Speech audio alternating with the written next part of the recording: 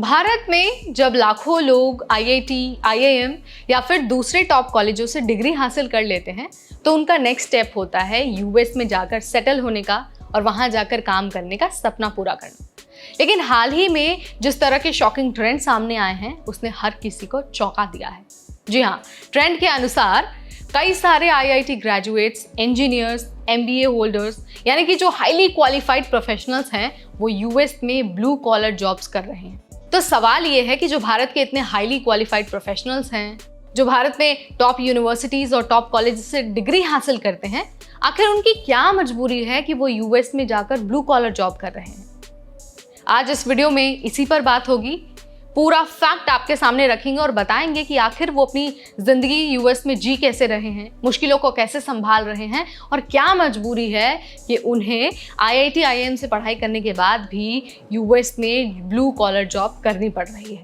हाय, मेरा नाम है नेहा उपाध्याय और आप देख रहे हैं एनबीटी टेक एड। हर साल भारत से लाखों लोग यूएस जाते हैं जिनके पास टॉप डिग्रियां होती हैं और उनका एजुकेशनल बैकग्राउंड एकदम शानदार होता है।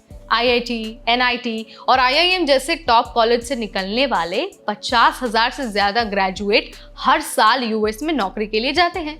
इनमें से ज़्यादातर ग्रेजुएट्स को स्टेम फील्ड में नौकरी मिलती है, यानी कि साइंस, टेक्नोलॉजी, इंजीनियरिंग और मैथमेटिक्स। और ये जो स्टेम फील्ड की नौकरी है ना, उसकी डिमांड यूएस के जॉब मार्केट में सबसे ज़्यादा है। लेकिन वहीं बहुत सारे स्टेम ग्रेजुएट ऐसे भी हैं जिन्हें उनकी डिग्री के अनुसार नौकरी नहीं मिलती है और वो मजबूर हैं यूएस में ब्लू कॉलर जॉब्स करने के लिए। जी हाँ, सोचिए एक व्यक्ति जिसका एकेडमिक बैकग्राउंड इतना शानदार है, जिसने आईआईटी, आईआईएम से पढ़ाई की है, वो तब भी यूएस में ब्लू कॉलर जॉब कर रहा है। दरअसल यूएस में काम करने के लिए सबसे कॉमन रूट H-1B वीज़ा है, जो स्किल्ड वर्कर्स को अलाउ करता है कि यूएस में जाकर वो काम कर सके। लेकिन इसका भी एक बड़ा लिमिटेशन है। दरअसल H-1B वीज़ा अप्रूवल रेट 2023 में लगभग 70% था, जो बहुत ही ज़्यादा कम है। लेकिन अधिकतर टेक कंपनीज और जो बड़ी बड़ी ऑर्गेनाइजेशंस हैं ना, वो अभी इमिग्रेशन क्रैकडाउन की वजह से स्पॉन्सरशिप देने में कतरा रही है, क्योंकि उन्हें पेपर वर्क, लीगल इश्यूज और वीज़ा कॉम्प्लिकेशंस हैंडल करने पड़ते हैं और वो इस क्रैकडाउन के बीच ये सारी चीज़ें करना ही नहीं चाहती। H-1B वीज़ा होल्डर्स को जॉब सिक्योरिटी नहीं मिलती है। अगर नौकरी चली जाती है तो सिर्फ मिलते हैं 60 दिन और 60 दिनों के ग्रेस पीरियड में ही नौकरी ढूंढनी होती है और अगर नौकरी नहीं मिलती है तो वापस अपने वतन लौटना होता है। यानी कि अगर नौकरी चली जाती है तो व्यक्ति को यूएस में वीज़ा स्टेटस मेंटेन करना मुश्किल हो जाता है। H-1B वीज़ा होल्डर्स के लिए एवरेज जॉब सर्च टाइम 4 से 6 मंथ का है और कई बार लोग ये जब नौकरियां नहीं मिलती है तो ब्लू कॉलर जॉब्स की तरफ जाते हैं, क्योंकि उनके पास कोई और ऑप्शन होता ही नहीं है। अब बात करते हैं ब्लू कॉलर जॉब्स के बारे में, जैसे कि ट्रक ड्राइविंग, डिलीवरी और वेयर हाउसेज में काम करना। अगर हम डेटा की मदद से समझते हैं ना, तो 2023 में ट्रक ड्राइविंग इंडस्ट्री ने $70 बिलियन का रेवेन्यू जनरेट किया था और इस सेक्टर में वर्कर्स की डिमांड भी बहुत हाई थी। यूएस डिपार्टमेंट ऑफ लेबर की रिपोर्ट्स के अनुसार ट्रक ड्राइविंग जॉब्स की सैलरी $40,000 से $80,000 एनुअली होती है, जो कि अगर आप सैलरी के अनुसार देखें ना तो बहुत अच्छी अर्निंग है। ये प्रोफेशनल्स यानी कि जो आईआईटी ग्रेजुएट्स हैं या फिर हाईली क्वालिफाइड है, वो ब्लू कॉलर जॉब्स में अपनी सर्वाइवल के लिए एंटर करते हैं। अगर वीज़ा स्टेटस मेंटेन करना है तो उन्हें लीगल वर्क करना ज़रूरी है और ये जॉब्स यानी कि जो ब्लू कॉलर जॉब्स हैं उनके लिए ईजिली अवेलेबल होती हैं। एग्जाम्पल अगर मैं आपको बताऊं तो रवि एक आईआईटी ग्रेजुएट हैं जिन्हें अपनी टेक जॉब के लिए वीज़ा इश्यूज का सामना करना पड़ा।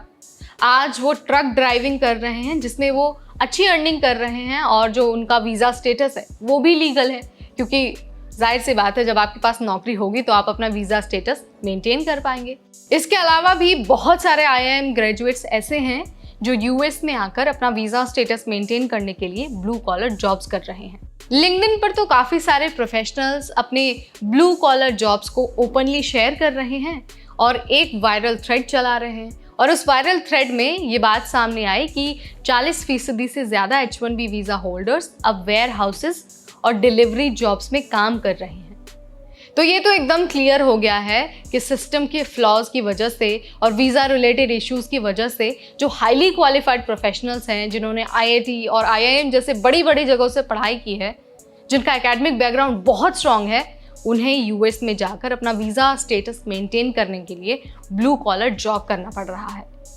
तो रियलिटी मैंने आपके सामने रख दिया और ये भी बता दिया है कि आखिर क्यों इतने हाईली क्वालिफाइड लोगों को यूएस में जाकर ब्लू कॉलर जॉब्स करनी पड़ रही है, डिलीवरी बॉय का काम करना पड़ रहा है, ट्रक ड्राइविंग करनी पड़ रही है।